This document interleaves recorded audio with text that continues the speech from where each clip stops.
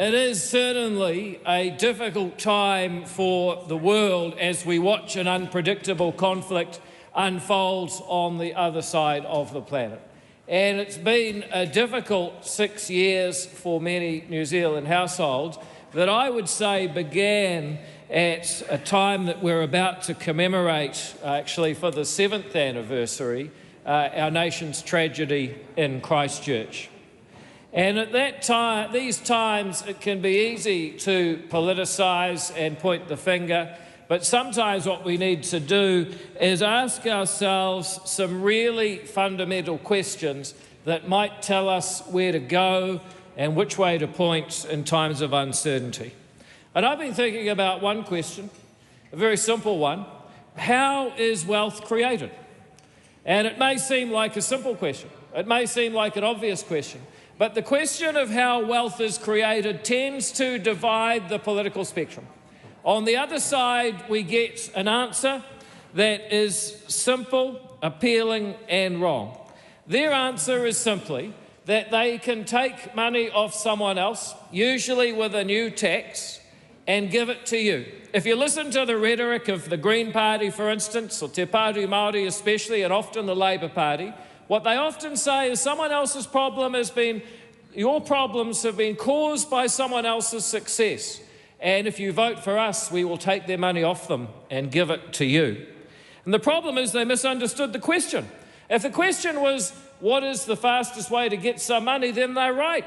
Just take it off someone else. Any bank robber knows that. But this problem with socialism, as it's been said by a very famous person, is the problem with socialism is that eventually you run out of other people's money. And we on this side of the House and in the ACT Party, we know the real answer to how wealth is created, and that is that people come together in a beautiful thing, and it's called business. It brings together 4 types of people who each need something that the other has, and they trade value for value to get stronger together. You have entrepreneurs with dreams that they want to make a reality, but they can't do it by themselves. They come together with workers who have their time and talents to give, but maybe don't have the idea or the thing to work with to create a product. And they bring together, those two come together with investors who have saved and put aside their money carefully, but they want to get a return from having done that. Those 3 people, entrepreneurs and workers and investors, come together to provide something for customers that those customers couldn't make for themselves. And the beauty of all this is that nobody is forced to be part of any business. But when people come together voluntarily, they innovate, they experiment, they take risks, and they discover new ways of doing things that allow all of us to live happier, healthier, and wealthier lives. And so often we hear that business is some sort of evil, and they include farms in that, and they beat up on them. But the truth is that we actually need that beautiful human cooperation to become wealthier and to find better ways ahead. But business also needs some things from government. For example, we need to be safe that our shops won't be robbed and our things won't be stolen and won't be beaten up going to the shop or walking to work.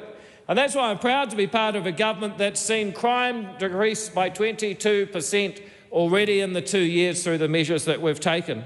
We need to get rid of red tape so that people in business don't spend their time asking for permission and complying and being inspected and told no.